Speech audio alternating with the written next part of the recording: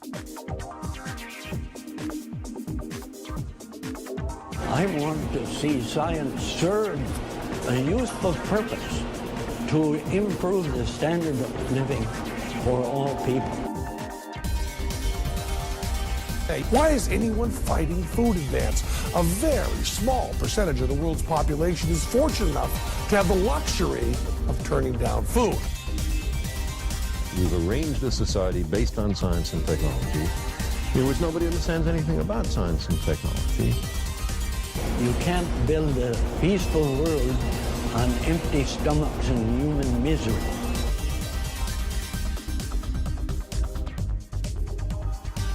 You're listening to Talking Biotech, the weekly podcast illuminating issues in agriculture and medical biotechnology. Your questions and concerns are answered using a science-based approach with the goal of driving innovation to application with communication. Now here's your host, Dr. Paul Vincelli.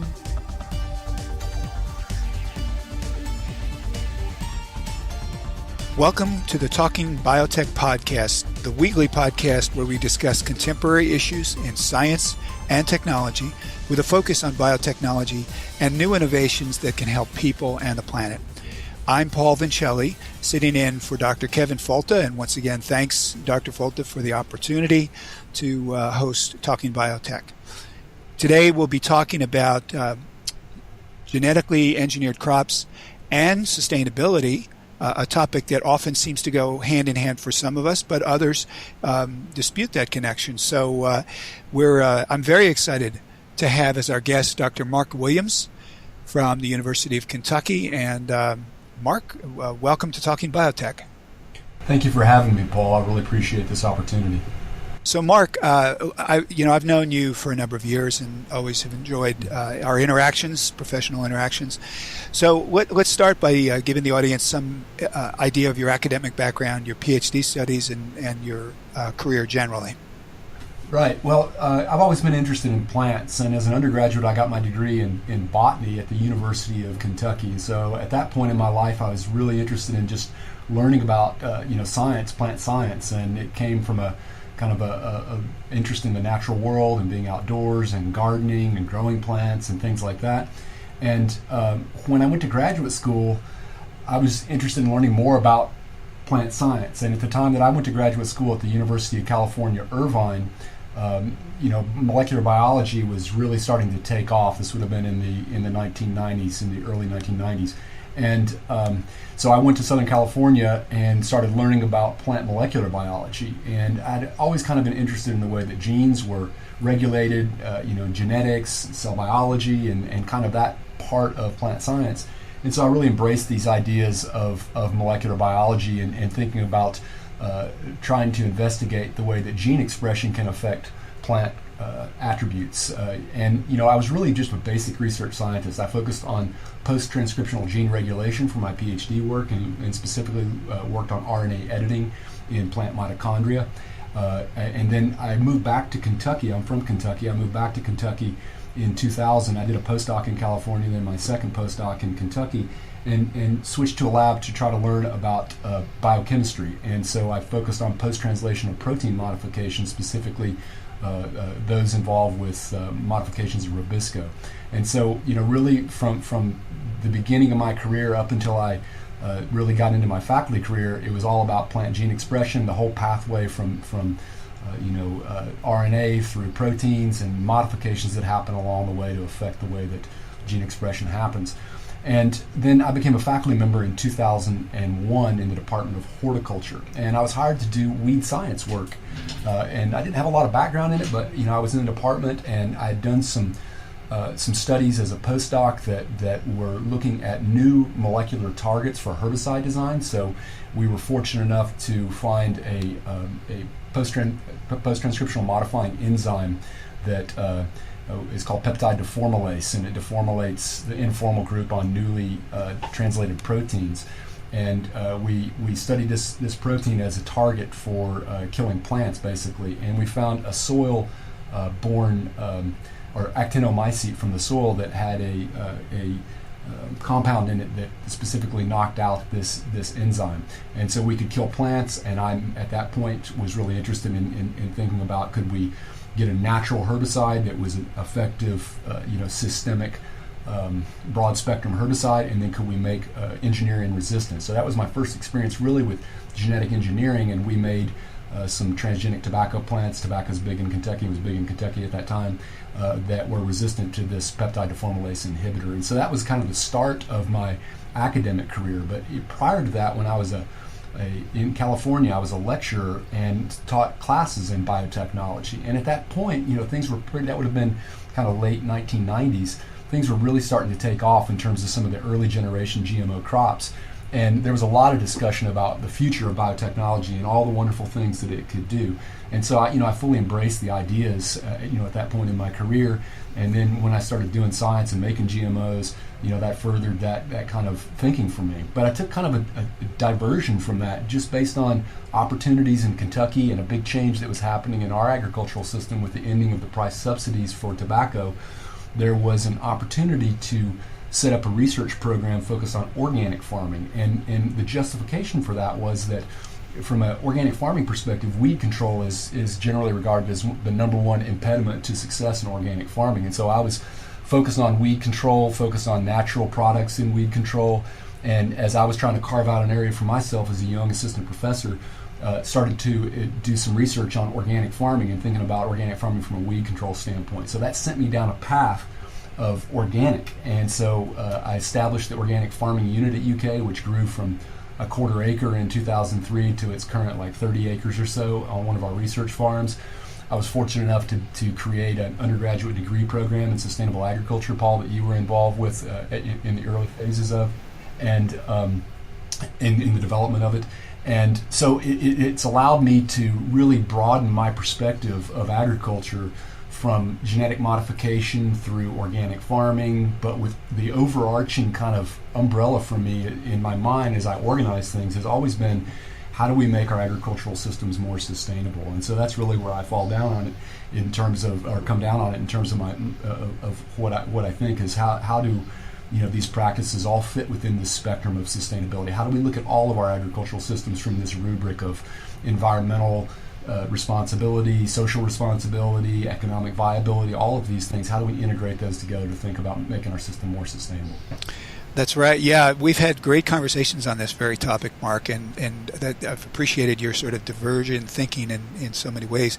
Yeah, in fact, it's interesting to hear about your career because you actually came to molecular biology decades ago, and I, in contrast, as a field plant pathologist, the work I'm doing now, providing outreach on genetic engineering of crops, is relatively recent. I've only been involved with this for a couple of years now, so it's interesting to see how we have these different paths and can bring different ideas to the table for discussion. So let me just, for the benefit of the listeners and to remind myself, you helped establish the Sustainable Agriculture Program, and you are the director of the Organic Farm as well. Is that here at the Organic Research and Education Farm at the University of Kentucky? Is that a fair description of your current responsibility? I'm the director of the Organic Farming Unit, and I think it's from a listener perspective, it's important to note that one of the things that we do in this Sustainable Ag program is the program is about sustainable agriculture. It's not organic farming per se. It's all aspects of agriculture. And I think ultimately that's the punchline for me that I'll try to get across in this interview today, is that I think as we move our systems forward, we need to use the best practices from all of these different approaches integrated together into a way that meets these criteria of sustainability. And organic is just part of that. It's just same as genetic modification is just part of that. And we can talk more about the integration of these ideas later. But the Organic Farming Unit is on the 30 acres, about half of it is focused on grant-funded research, federal grant-funded research projects, looking at everything from kind of systems level questions down to plant microbe interactions and plant microbiome, specific insects in certain cropping systems, things like that. And then half of the organic unit is used as a farming apprenticeship program for students in the Sustainable Ag program, where they can come and get hands-on experience on a farm. And so we are self-funded through a community-supported agriculture program. So we market the food that we grow to our UK community of faculty, students, and staff. We grow wholesale and sell to our UK dining services, and then we have 2 farm stands per week. So we're a self-funded operation. That allows us to create a real working model benchmark type farm that we can teach from. So there's 2 kind of central kind of objectives on the organic farming unit. And the reason I bring this up is that it has allowed me to do something that's fairly unique from a professor standpoint, and that is in addition to research and teaching and things like that, I've actually learned how to farm and created one of the, a pretty high quality farm for this region of the country that we can teach from. And so it's not only just lab work that allows me to inform my thinking. I actually involved with lots and lots of farmers, and although I don't have a formal extension position, I have an administrative position that allows me to work a lot with farmers, and then we actually farm. So it's really grounded a lot of my science, and vice versa. Science has grounded my farming, and it's allowed me to see what the limits that we know now are, and the kind of the overarching philosophy I've developed through this kind of marriage of these 2 approaches is, we have to be very careful when we talk about things. There's a lot of misconceptions in agricultural illiteracy, and what, as researchers and as academicians, we have to focus on what science tells us and base our ideas on what we can say scientifically. We need research-based recommendations and things like that. So that's where a farm like that really is focused. Mm-hmm. Yeah, and of course I had a PhD student who did work out at the farm you're discussing, some very interesting evaluations of organic suitable approaches to disease control in tomatoes. So yeah, I always have appreciated your sort of eclectic approach to this topic. So moments ago you used 2 phrases that often don't occur in the same sentence, and that is sustainable ag and genetic engineering. And so, to me, that's where I'd really like to sort of explore your thinking and share with the viewers. How do these 2 come together in your vision of where agriculture may go or should go? So one of the things I've really thought a lot about as I've gotten deeper and deeper into this is, you always hear people talking about can this type of agriculture feed the future, or the world's population in the future, or can this kind of agriculture best do that? And these wicked problems of population growth and this kind of awareness that we have of how big our population is going to get on this planet, and you hear all these numbers of 9+ billion people by 2050, and that there is a very strong mandate that we expand our agricultural system, or at least expand the efficiency and ability to feed more people in a short time period. And so, it's one of the things that's always on my mind is how can we meet these planetary objectives and do it in a way that doesn't destroy the planet or really mess up this planet. And as you know, Paul, our agricultural system is a wonderfully efficient system that has all these great attributes to it, but in fact there are a lot of negatives too from an environmental standpoint worldwide in terms of its environmental footprint, and with the list goes on the things that it does that we need to try to reduce, or certainly not increase as we increase production, or at least be aware of that. And that's where I really see technology coming in. But I think really some of these terms get misunderstood. So when we talk about sustainable agriculture, some people equate that with organic farming, depending on what their knowledge of agriculture is, and that's really a misconception. I mean, I think there's certainly some organic farms that you would say are unsustainable, and plenty of them that are sustainable. And I think you could say the same thing from full conventional farms as well. What I really try to think of is it's not black and white. It's more of a gray scale kind of thing. Certainly from an organic standpoint, as researchers, we need to be aware of that population. It is the fastest growing sector of agriculture and has been for decades. There's a lot of wonderful things about organic farming, but it's not a perfect system. The same as conventional systems are not perfect systems. There is no perfect agricultural system. It's more of a spectrum to me. And so I think while it's justifiable to do research, extension, and teaching in organic farming for those farmers and for those consumers that want to buy something that has the USDA certified organic stamp on it for all the reasons that people talk about. That's just one approach to doing things. What I ultimately feel like is the way forward is to take the best practices from organic and combine them with the best practices of conventional, the best practices of genetic modification, and put together a hybrid system that really starts to address this idea of sustainability. And I think there's increasing amount of research out there that suggests that there are certain aspects of conventional that we really need to critique from their negative environmental footprint, but there's also some really wonderful efficiencies that we've gotten with that system. So this idea that is out there that organic farming just rejects the current technologies is not true either. There's all kinds of misconceptions on this. So I see maybe not per se in organic farming a place for the traditional GMOs. What has really changed in my thinking recently is this new generation. In my way of thinking, we're just entering into this new green revolution with the new technologies like CRISPR-Cas9 and things like that are out there that I think will have a place or should have a place in organic farming, depending on the way that they're done. So my hope is that we move forward in something that it may be certified organic, or it may be something that's more of a hybrid approach that is these ideas of sustainability.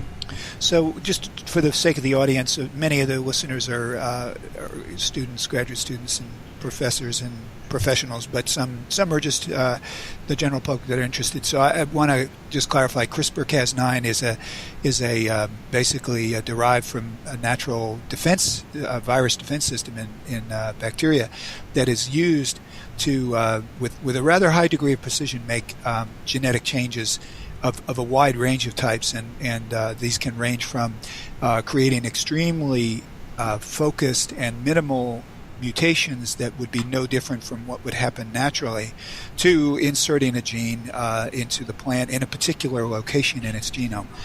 Is that a fair description of CRISPR-Cas9? And if so, where would it fit? Give me an example of right. Where you see it fitting. That's what my understanding is, and my understanding is, at least right now, that if there are no foreign genes brought into the plant, like it is a modification of a gene that's normally present, like a nucleotide in a gene that creates a different amino acid that's changed, something like that, the same as like breeding would be. And the footprint that's left in the genome is the plant genome, and it's no different than traditional breeding. That at least right now, it's not considered a GMO. And I just would interject, is I've seen papers where there is no remnant foreign DNA in crops, so that is certainly a possibility. And so putting in whole new gene pathways or genes from other species, that would be more on the line of traditional GMOs.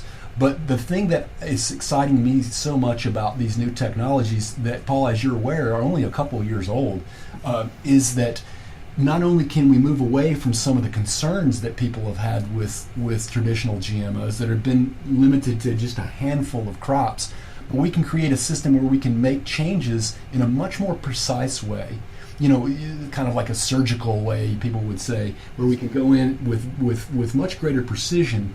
And as we are, our knowledge is increasing of gene expression, and as more and more species are being, their genomes are being sequenced, we're starting to understand the genetic basis for a lot of, phenotypes that we observe.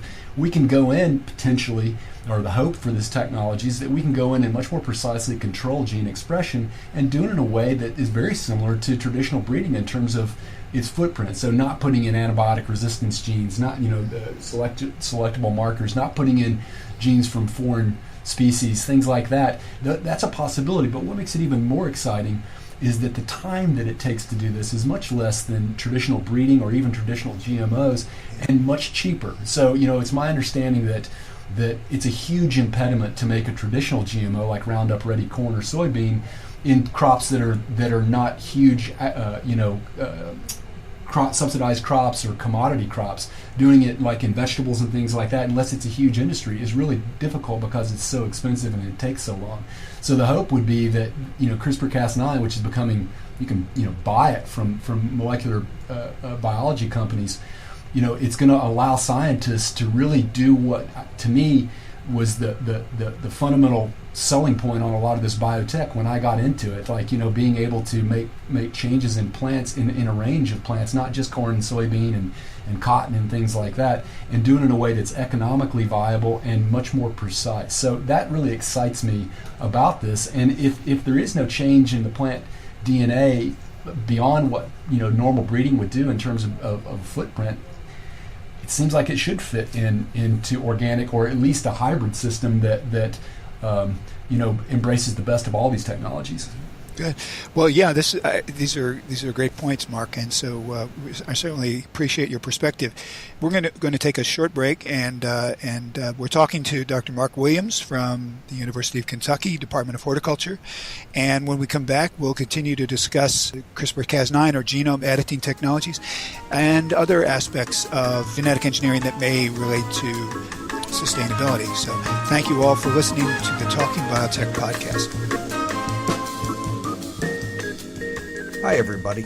Yeah, the Talking Biotech podcast has really found a place as an important voice for sharing science with listeners excited to learn about the latest breakthroughs and concepts from the experts in biotechnology.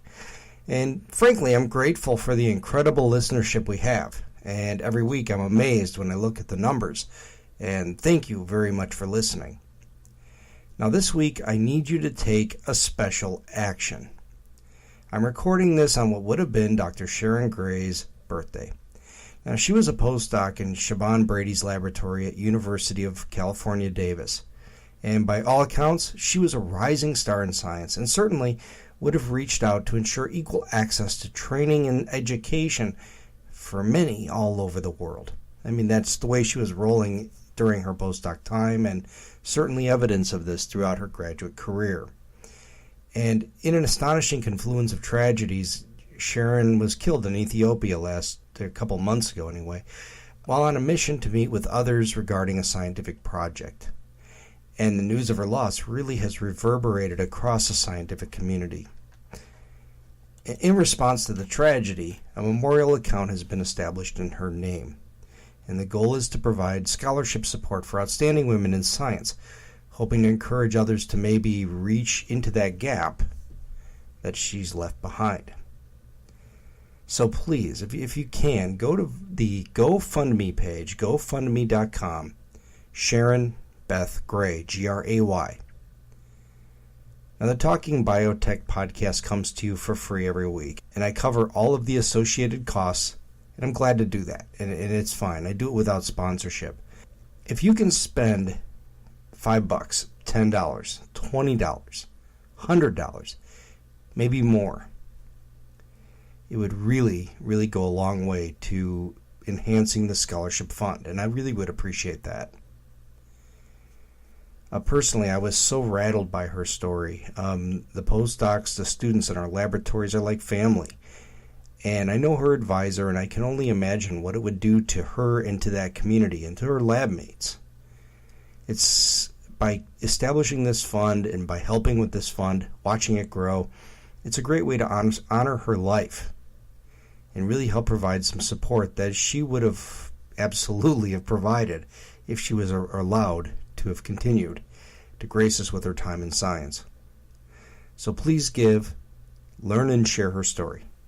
And thank you very much for your kindness and continued support of this podcast, and maybe the scholarship fund for Dr. Gray.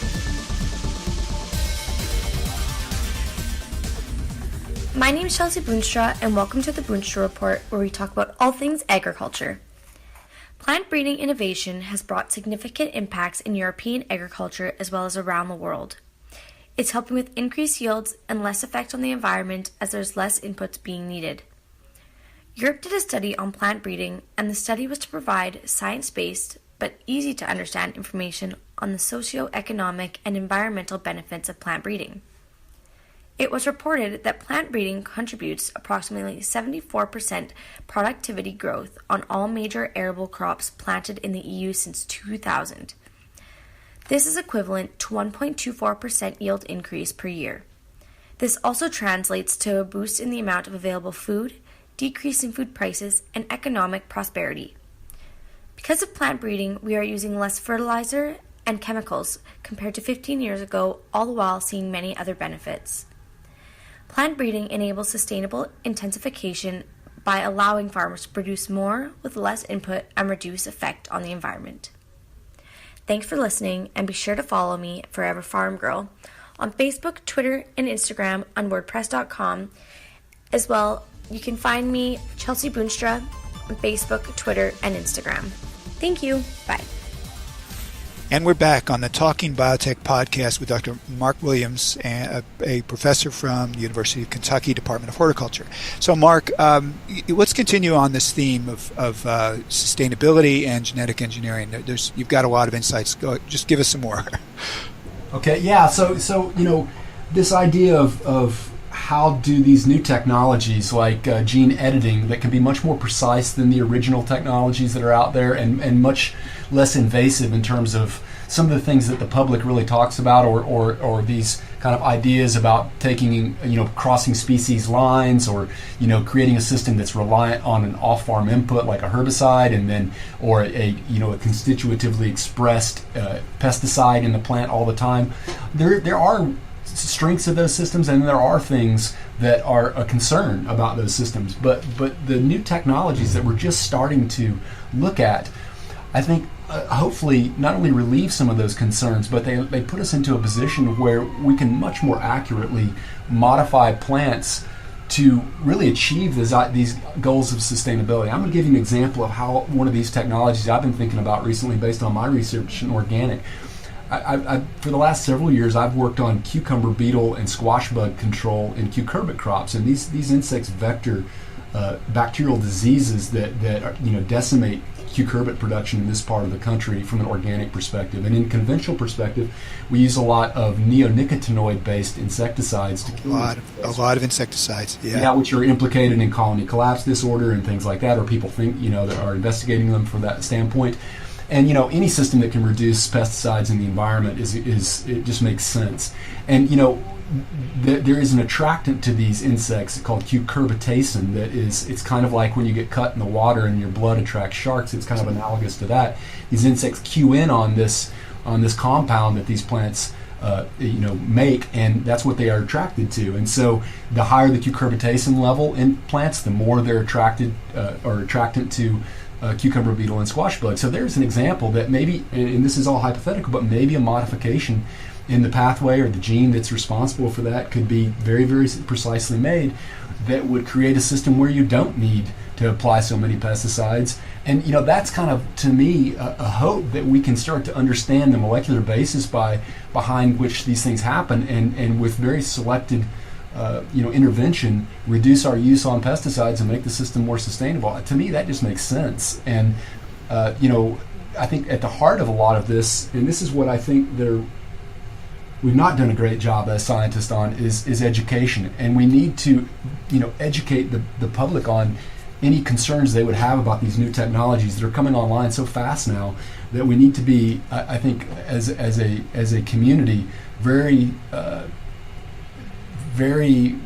need to think a lot about how we deal with public education in this kind of next wave of GMOs, and be clear that some of the concerns that people have had with the original GMOs that came out, are they valid now that we can do things in a much different way? And if those concerns can be addressed, I think that we need to involve the public from the get-go on this, so that we don't suffer from some of the problems that we had originally when we talked about GMOs, and there was lots of misunderstandings about it. So we need to be real clear on the educational part of this and make sure that what scientists say is based on science, because this is such a strong, heartfelt kind of thing when you talk about food and the environment for people. We need to be really clear what science allows us to say.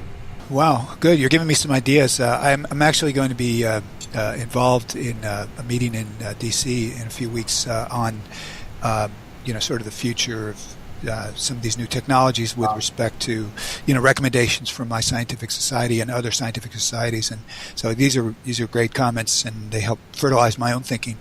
So what do you think about labeling? How do you think that I mean, there certainly is a case to be made for labeling, and if for no other reason, for social reasons, to give people confidence in their food supply, to allow them to make the choice if they want to stay away from GMOs. So, what do you think about labeling with respect to genome editing technologies, these new technologies that we're talking about? Well, I've kind of gone round and round on the labeling over the years, and my personal feeling is that we should label. And concerns that I've heard people say of that, and I believe this, there's not been really conclusive studies to show that the original GMOs that were out there are unhealthy. Everything that I've seen is that they're from a health standpoint, they're fine. And I think that's pretty consistent. You know that literature probably better than I do, Paul, but that's what I've seen consistently. Mm-hmm. And then what I've also heard people say is if we do label, it's going to increase the cost of our food system. And I haven't seen enough research on that for me to be very, unequivocal that that's true. And, there's labeling in other countries. And, my personal feeling is we should give people an option. And, I don't know how much it would change people's eating habits, even if they did know that things were genetically modified. But I just think from a protecting our food system, from a transparency standpoint, as long as it was associated with good education, I need to see more data saying that this is actually going to increase our cost of our food system. A lot of the crops I deal with are horticultural crops, so they're not GMO anyway, at least at this point. So for a lot of the foods that we eat that are fed directly to humans, this would, at least at this point, is not going to be that impactful. So, I am kind of pro-label, and I believe that it's the right thing to do to let people know where their food comes from. The more transparent we are in our food system, the better it is. So I think if there was a strong educational component to these new generations of GMOs, and it was clear the way that they were made, maybe that would reduce some of the concern that people have about this. And, when people feel like that they're being, this whole system's being foisted on them and they don't have any control over it and they're eating things and they don't know what's in their food, that causes misconceptions and it leads to this whole pathway. Personally, I do support labeling. Mm-hmm. Very carefully in these new GMOs that are likely to come out. Yeah. Okay. Yeah. And just thanks for bringing in that point. When I said before the social value of labeling, it wasn't certainly for the audience's sake. I want to make sure I say I'm not implying that there is actually a biological hazard. I think the studies are very clear that there is no new risk, no added risk from genetically engineered crops. Agreed. But so the biological or scientific reasons for labeling are simply not there. Right. But the social reasons, the transparency that you mentioned, the confidence in the food supply, those are strong reasons for labeling. So I know our listeners will differ on that, but I actually think you and I are on the same page. And what you're saying is that you would extend that concept to include genome editing based changes or CRISPR-Cas9 based changes. Is that? Yeah, I'm still, this stuff is so new, and I think about it, but I don't think about it. I'd like to see both sides of the argument on this, and I'd like to see some solid data to say what are the negatives of labeling and what's happened in other countries, and what foods are we even talking about that this would impact, and all of this kind of stuff. To me, a lot of the way that we eat in this country is based on cost for a lot of people, and I'm not sure it would change things that much unless the price increased. Just if something, for a lot of people, especially people that eat processed food, they're eating so much GMOs anyway. I don't know if it would change. I'd like to see some stronger science on that, and maybe it's out there and I just haven't seen it, Paul. But I think from a social responsibility standpoint, if nothing else, we need to have more discussion on the pros and cons of labeling, or maybe it's happening and I'm just not aware of it, and I need to educate myself stronger on it. But I do support labeling, and I think with CRISPR-Cas9, I think it's so new, I think there needs to be stronger discussions in the scientific community and beyond about that labeling. But just on the surface, transparency in the food system seems to make sense from an educational standpoint, because it can dispel misunderstandings that can lead to people thinking that a lot of those discussions that have happened about GMOs, some of them warranted, some of them not, maybe that can be addressed with this new generation of gene editing, and if we do that, I think everything that we can do to educate the public on the safety of these is smart. Right.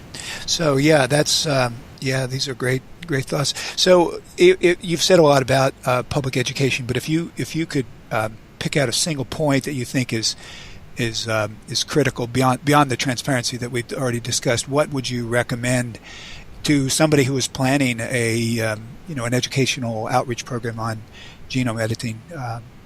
What would be sort of the top? Make sure you do this kind of thing. As someone that does both conventional and organic agriculture, it depends on what group I'm with of which way I want to be vilified. I'm kind of damned if I do, damned if I don't, depending on what audience I'm with. But oftentimes when I get in groups that are more conventionally focused, they want to put me on the hot seat as an organic person and just assume that I don't support GMOs or anything like that, and vice versa.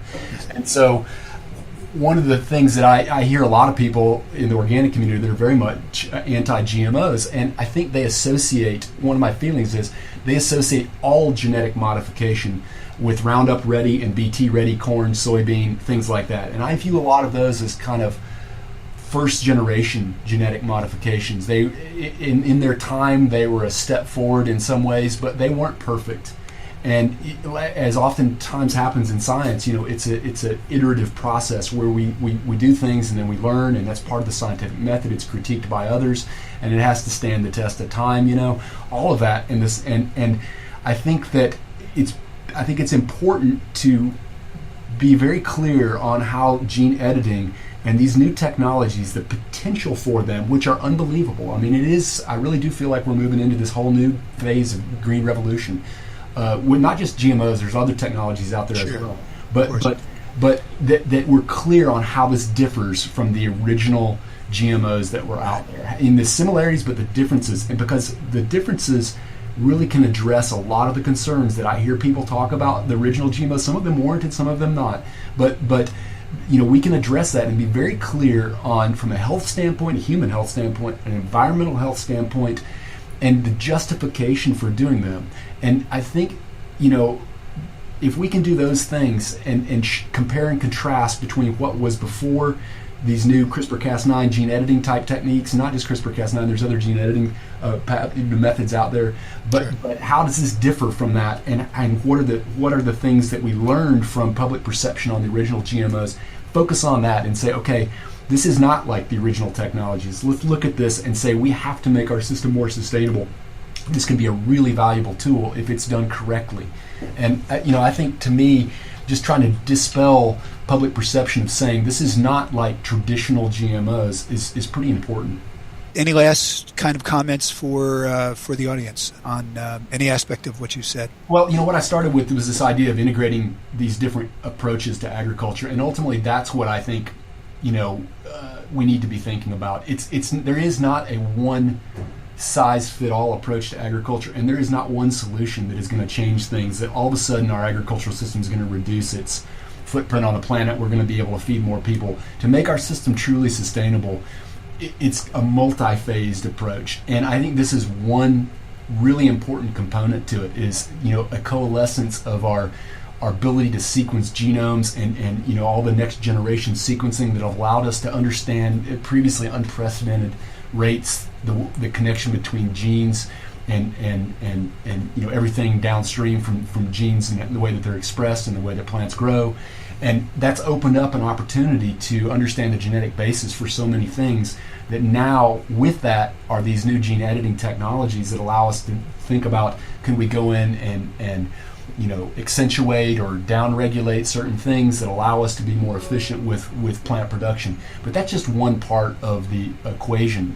There is all this new technology that's out there, from the Internet of Things to robots, to all this precision agriculture, and then really assessing our diets from a worldwide perspective. And as cultures become more affluent and try to adopt the standard American diet, that's not the recipe for success in terms of from an environmental standpoint. So it's not a one thing that's going to revolutionize agriculture in a way that fixes things. It's got to be an integration of all these approaches. We certainly can't keep expanding agriculture on this planet from a square footage or acreage wise and not increase the negatives. We can't keep cutting down the rainforest. We can't keep doing a lot of things like poisoning water, or impacting water, surface water, groundwater, streams, all of that stuff. We have to be mindful of the impact of everything that we do. And so I think this is one really important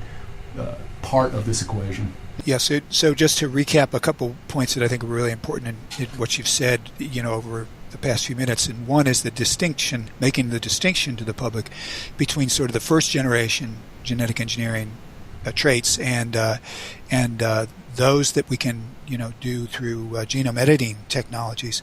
And finally, you've made the point about the importance of integrating different various useful approaches and technologies, because no single technology or approach is going to be the answer. So we really appreciate your thoughts, Mark, and thanks for joining us today. Thank you, Paul. It's been a pleasure to talk with you. And thank you, listeners, for listening to the Talking Biotech podcast. Follow us on Twitter with the handle @TalkingBiotech. Write a review for iTunes and tell a friend to listen, as your support allows us to deliver more exciting science to more people. I'm Paul Vincelli, and thank you for listening.